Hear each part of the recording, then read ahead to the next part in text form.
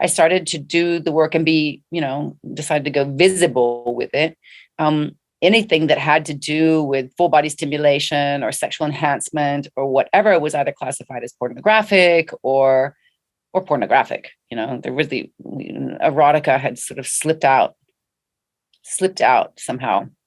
And especially now, I mean, we live in a very pornographic society. If we look at how porn has informed everything, including fashion, and commoditize the entire world. I mean, look at companies like OnlyFans.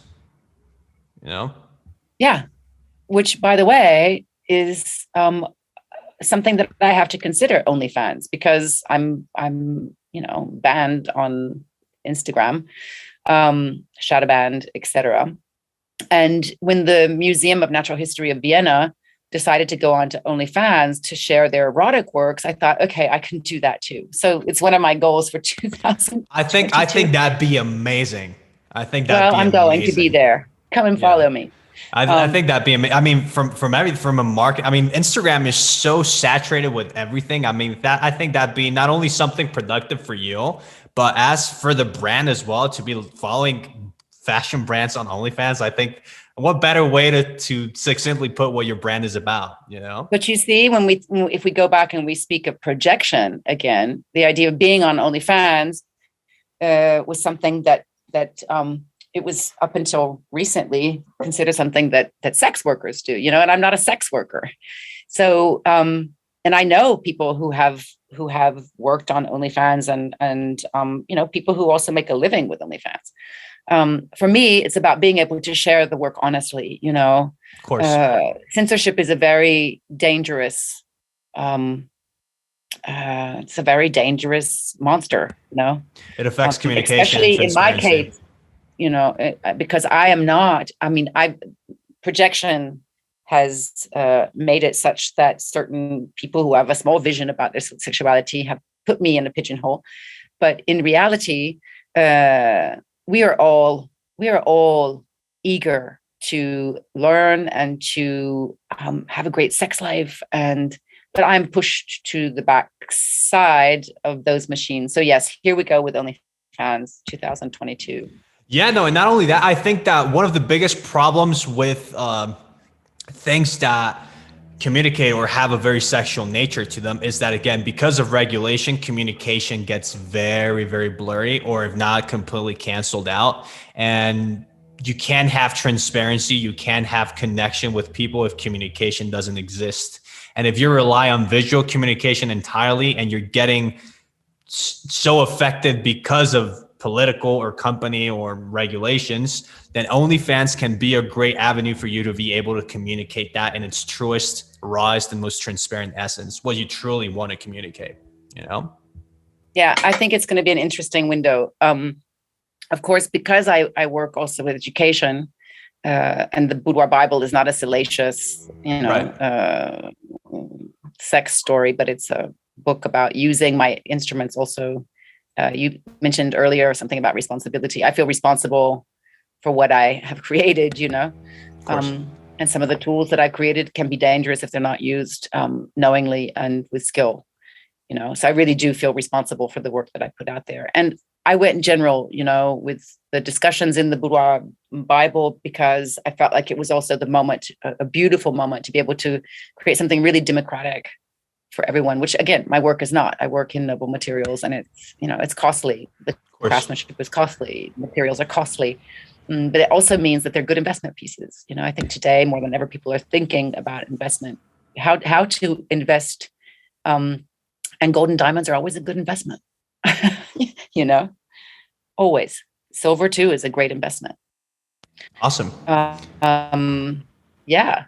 In terms of the business, I think that one of the most important things that I at a certain point accepted was that I wasn't actually a fashion designer. Of course, if I'd had opportunities, I would have designed more maybe in the fashion system. But what I do is not fashion in the end. It's it has moments of being fashionable, but it never went out of style. Fashion goes out of style. Very and quickly. Style doesn't ever go out of fashion. I like that. I'll use that quote in the intro of the episode. I'll steal it from you and take the credit.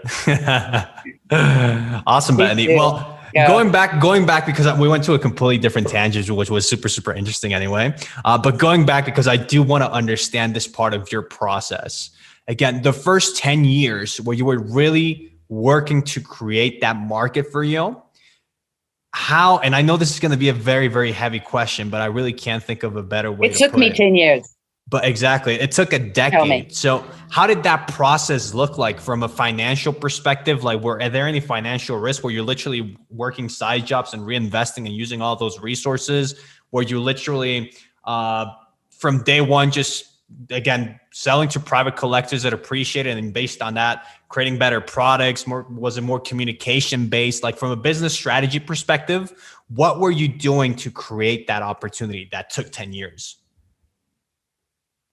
I was hiding the erotic collections and staying in the fashion system. So as I said earlier, I was working with Barney's, with Liberties, with Selfridges, with Printemps, the Étage de Luxe. I was working with Maxfields. I was working with Kashama, Bus Stop, etc. You know, I survived, and I managed to self-fund by designing the other collections. And I was doing 2 collections per year. Which is a big mistake. You know, if you're making jewelry, the wonderful thing about jewelry is that it tends to resist, the hands of time. It kind of defeats time sometimes, jewelry. This is one of the amazing things about it.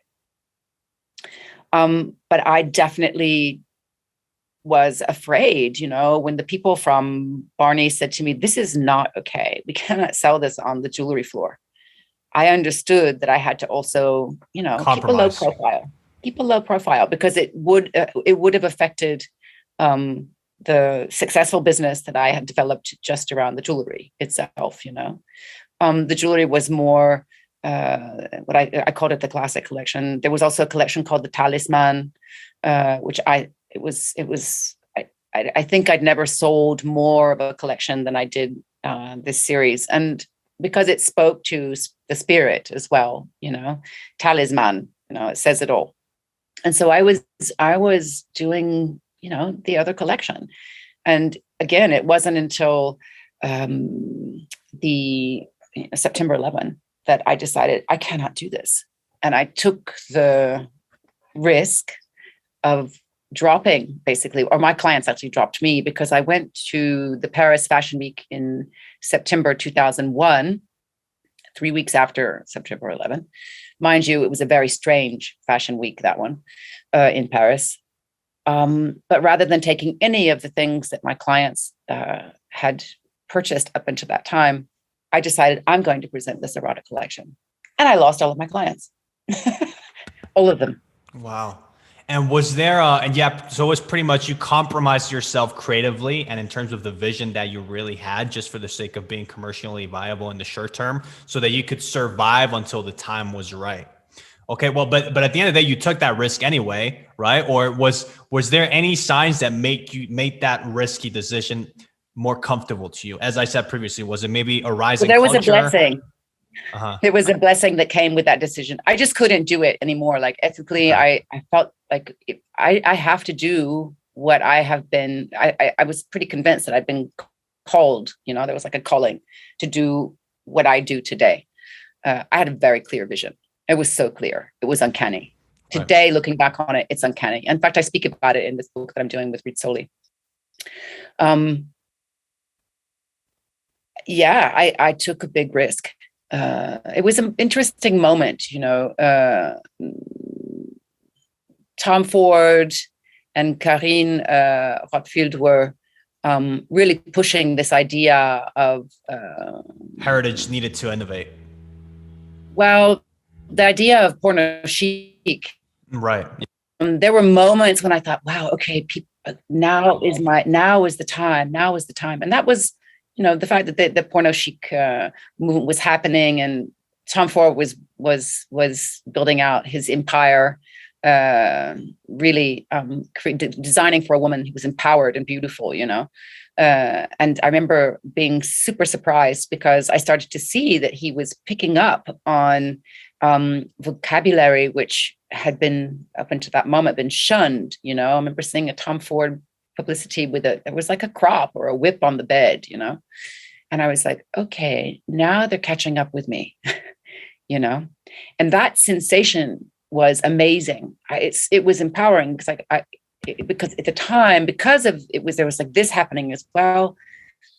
I actually started to speak to the press, and the press embraced more and more. Awesome. Amazing. So it was at the end of the day, there was a lot of risk attached to the decision, but there was rationale. There were certain things that you were catching up to subconsciously, about the moment, sort of the things sort of shifting in that direction, right? The risk was there. It was always there, and it's still there. Mm-hmm, of course. Because our conversations around the body, around pleasure, because of course my my understanding came through the work and through the years, with regards to the taboo around sexuality. Today, sex is no longer taboo. I mean, honestly, they use sex to sell anything. Okay. But pleasure is still taboo. This became very evident to me, and it remains that way, and I asked myself for decades, like, why, how is it possible that something so central to our lives as our sexuality is not celebrated, is not cherished, is not considered important by the system? And I realized over the years, with maturity, that biological reasons, the reason is that because a sexually empowered person is empowered in every way, and the sexually empowered are also powerful in their own right, because they've gone to the core. They've gone to the core of their being, which is your sexuality. It's the center of your body, and whether you like it or not, you can't ignore it. And if you do ignore it, it's going to come and get you sooner or later, Amazing. It's going to knock on your door and say, wow, your priorities are where, Mm-hmm. So I think that's why it's suppressed. And if we look at Audre Lorde, her erotic papers, I think she wrote the erotic papers in, was it 78? And she talks about she talks about erotica and how erotic is primarily female, and if men would tap into their erotic beings, that there would be less violence and destruction and more peace on the planet. And I'm pretty convinced of that. Very interesting. Wow. 100% convinced. Wow. And last couple of questions, just so you don't have to run to your next meeting in a hurry.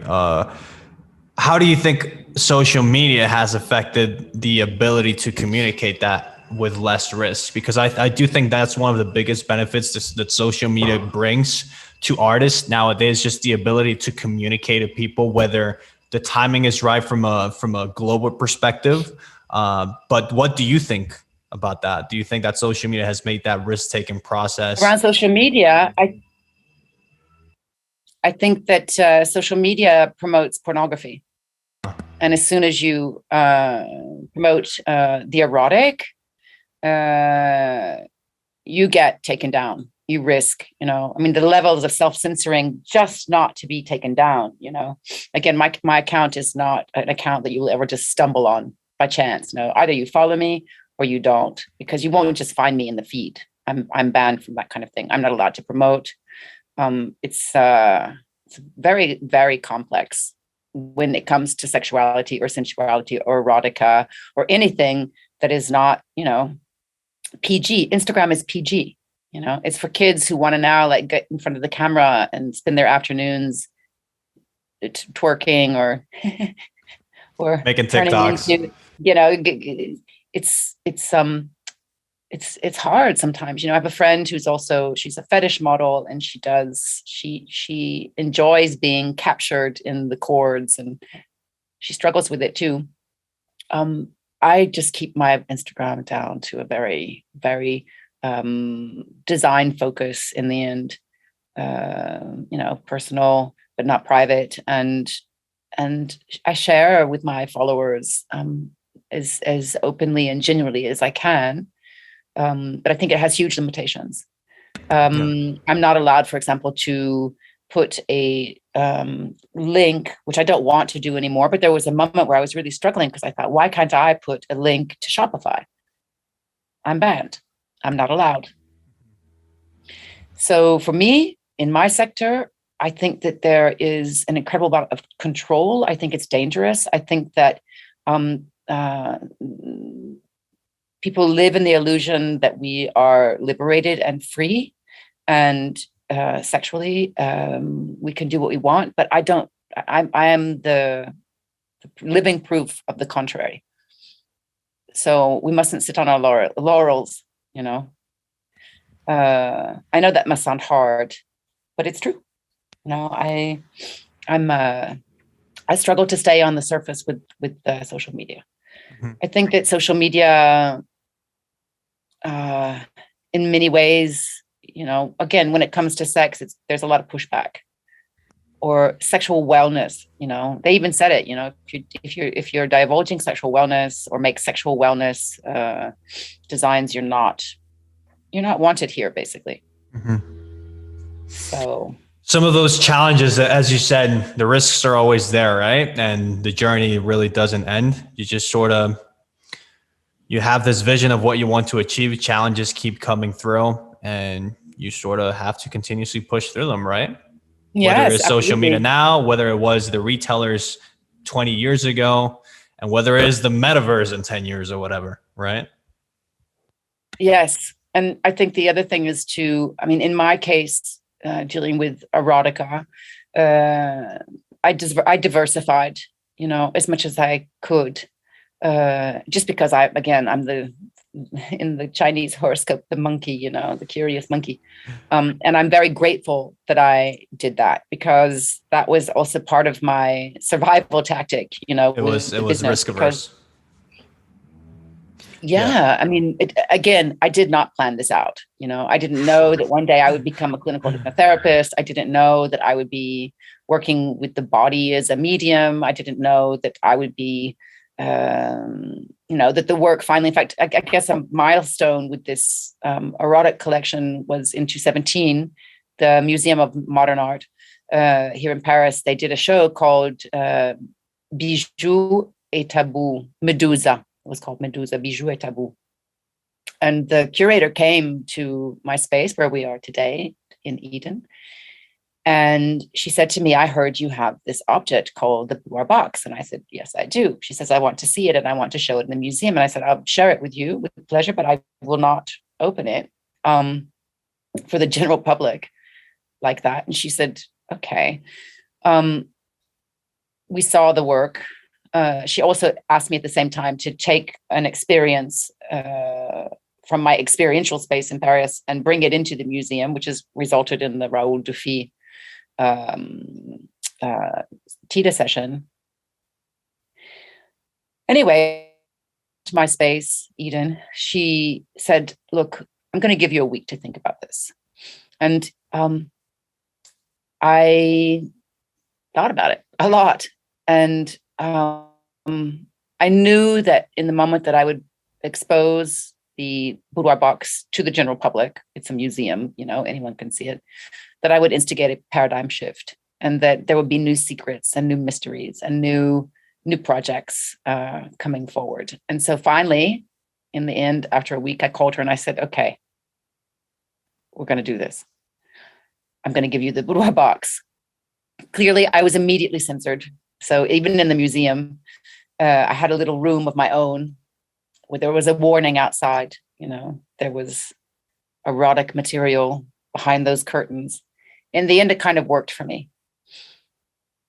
And the boudoir box was finally opened, not for salons and private groups and private collectors, but it was opened at the Museum of Modern Art in Paris. Awesome. Well, really marking instigating a paradigm shift. Yeah. No, and I do think, again, as challenging as that is from a commercial and creative and personal perspective, I do think that we are essentially, yes, in the business or in the industry of incredible design, incredible artistic value and creative value, but also in the business of connection with people. And the fact that you're going through those challenges, and this can be you with sexual inspirations, and this could be another artist with something else, it'll maybe prove as a challenge to be embraced at a global level, but to a personal level with the people that truly matter when you're really starting out and really trying to identify everything. I think that could be beneficial, because again, of the ability to follow connect. Your heart, follow your heart, follow your passion, do something that you love. Even though maybe like I wasn't thinking about, there's no market, I'm not going to make any money. That's not the way I was thinking. I was like, there's a white space and nobody's dealing with this. And this is really important. Of course, I have this problem. And it's important to everyone, in the end. And then it'll come, with when you decide, okay, I'm going to, a tennis player. Think about it. How many major tennis players are out there that make a full-blown living from it? Well, there are very few, but they decided to go and do it and persevere and put in the time. It takes time. It takes time, takes love. It takes also connection and sharing and bravery. And what have you got to lose? I mean, isn't that why we're here?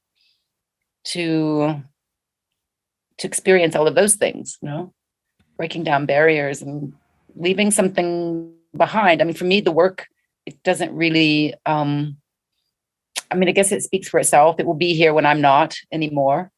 And and again, I wake up every morning thinking, this is just beginning. I have so much to do. What a great way to end the episode. That was amazing. I mean, Betony, it's a shame to end on such an abrupt note. Again, I could talk to people like yourself for hours upon end. So just to, again, end this entire episode, I do want to thank you for being here. I do want to thank you for sharing your story at a maybe more intimate level than you're usually used to, and maybe different places. But it was truly an incredible conversation, an incredible episode, and truly thank you for doing this.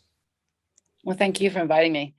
If you want to join our Patreon or check out the video format of this podcast, make sure to use the links in the description. Thank you for listening to this week's episode of The Future of Fashion Business. Make sure you subscribe to listen to our future episodes.